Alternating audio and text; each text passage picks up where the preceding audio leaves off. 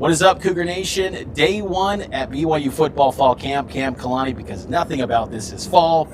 Mitch Harper, Matt Baiamonte with KSLSports.com and KSL News Radio, your legacy home of the BYU Cougars.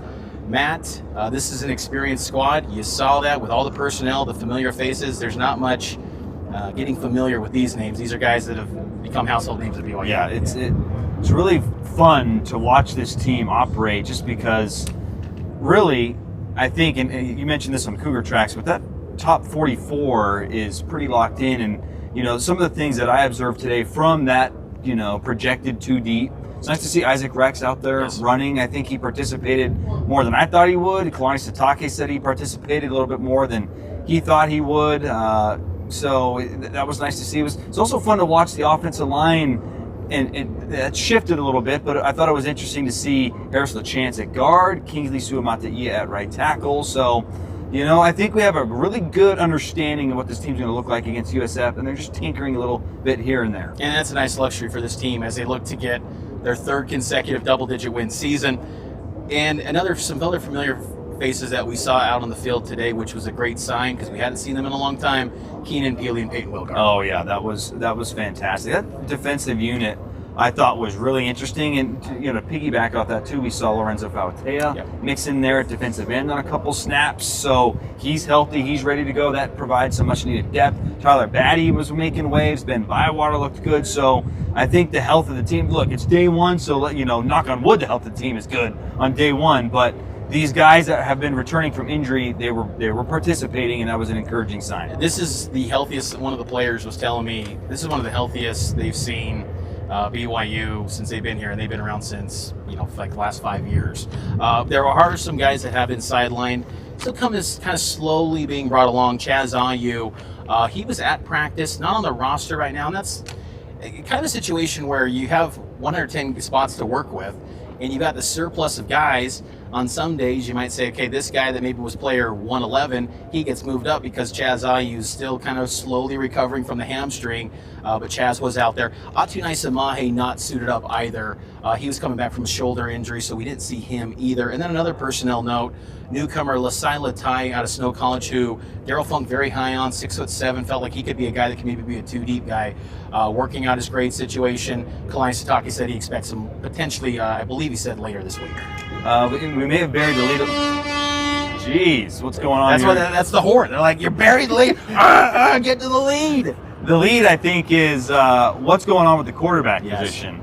Jaron Hall, I just thought, had another outstanding day. He was accurate. The passes were on time. There were a lot of checkdowns, but to me, I don't take that as a negative, Mitch. To me, the checkdowns is I'm going through my reads, boom, boom, boom, not there.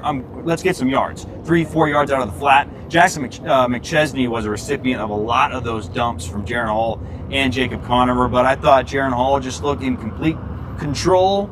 No mistakes made from what we saw from Jaron Hall. Looked great. Jacob Conover, kind of a mixed bag from my opinion, from my vantage point. Yeah, I agree. He did have a nice deep ball attempt to Chase Roberts, which I thought was a really nice throw. Just a little bit long for Roberts, who's a redshirt freshman. He's got a big future ahead of him. But yeah, I think, again, this is a season where if Jaron Hall's healthy, you can dream of a 10-win campaign. If he's not healthy and he has to miss a lot of games, you suddenly become a 6 or 7-win team, in my opinion, because the quarterback spot is so critical in college football. And I've said it before, we talked about it on Saturday, Jacob Conover, his rise, you know, this is a big fall camp for him, even though the pressure's not on him to be a QB1, but you're always one play away. And two, he's got to show that he can be the quarterback of the future in the Big 12 era, because I look at Jaron Hall out there, I'm like, that's an NFL quarterback. Whether it's 4th round, 1st round, whatever you want to slice it up, Jaron Hall's an NFL guy next year.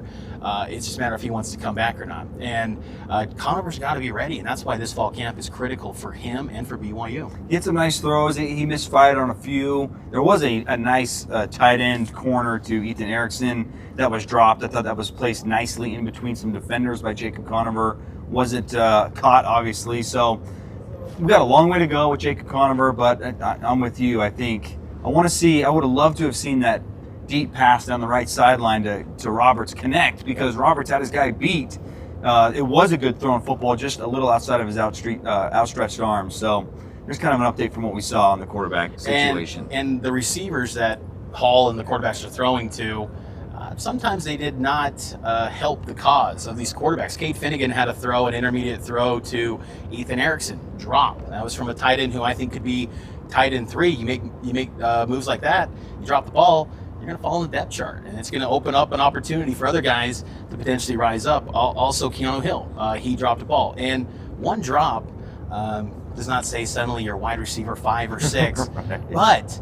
But when you think of starting Power 5 type of receivers, they don't drop passes. Maybe I always think back to the Austin Collie days when it was like, if he dropped a ball, he would have a panic attack and go ballistic and freak out and start screaming at the football because the man never dropped a ball. So that's kind of like my expectation. If you're going to be a high-level wide receiver in college football, you can never drop. And Keanu Hill had a drop, and that just can't happen, especially when that's a position battle at wide receiver 3. And it is truly a battle. We saw a lot of Roberts. We saw some Cody Epps, too. There was a lot of bubble screen type plays to Cody Epps. Hard to really gauge if those plays are going to work when you're just wearing helmets and nothing else, but he was in the mix. Yeah, another thing that I like too, in the backfield, Christopher Brooks. I mean, Aaron Roderick was very confident media day that he's going to get the first carries, and for good reason. I mean, the fact that just physically he looks the part, and then he's just getting it to Feline from Juice WRLD. Like, I love that. I'm like, I got to Shazam that. What is that song? Getting some Juice WRLD like Chris Brooks is getting it. I always got to find out who like the team DJ is. I think going forward, I might start Shazamming some songs because at some point it's going to get very redundant. We're just going to have guys like, drinking water out of the hose. That's going to be our observation portion. So I'm going to have to Shazam like every song, and I'll make a regular Apple Music playlist for you guys. But yeah, Chris Brooks looks legit. I also thought Miles Davis, he kind of looks a little bit bigger than I remember him last year. I thought he kind of stood just from a physique standpoint. The guy who I think saw the most action in the running back room from what we saw, though, was Jackson McChesney. Yeah, he probably caught 4 or 5 passes, had a handful of carries as well, so I thought he looked good. But to touch on Chris Brooks briefly, there was one play where he kind of busted out to the sideline, and as he was ripping it down the sideline, I think he stepped out of bounds, but still there was a good 20-yard chunk where he really turned it into the next level. And I thought, this guy might be faster than Algier. I'm not saying he's going to be better than Algier, but he looks like maybe there's an extra gear, which is really fun to watch from a running back. Well, I always point to with McChesney, I remember in his high school days at Lone Peak, he was in a regional rivals camp. He was in a 40-yard, like the top runner out west in the 40-yard dash. It was him and Najee Harris, who's now with the Pittsburgh Steelers. They were finalists, and barely Najee Harris just edged out Jackson McChesney. So McChesney's got elite speed. It's just a matter of when is he going to get the volume to really consistently show it. I mean, he just hasn't got a consistent role yet. When that guy knows every single game what's going to be his role, I think he's going to take off. And that's why I think when you made that bold prediction of him could be RB2, I agree. I mean, I think that McChesney, he's got endless potential. And if you can get that potential tapped into right now before the Big 12, even better for BYU. Yeah, maybe a few final things from both of us. Defensively, Jacob Boren saw some time with the ones. I thought that was really interesting. It was nice to see Lorenzo Fautea back, working with the ones. Obviously, Ben Bywater, Keenan Peely, Peyton Wilgar. Caleb Hayes, I think, it's only one day, but he's probably the number 1 defensive back on the team. Malik Moore as well.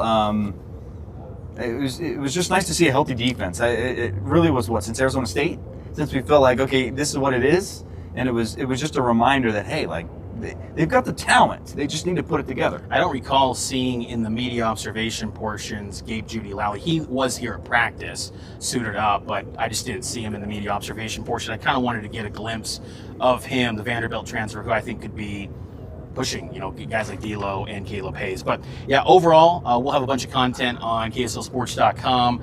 You can check this out on YouTube, Facebook, Twitter, also on podcast, Cougar Sports Saturday. So we've got you covered here at Camp Kalani. We're going to do every sort of medium platform. We'll also have coverage on KSL5 TV tonight. So stay tuned. BYU football coverage. We're giving it to you on the legacy home of the Cougars, KSL News Radio.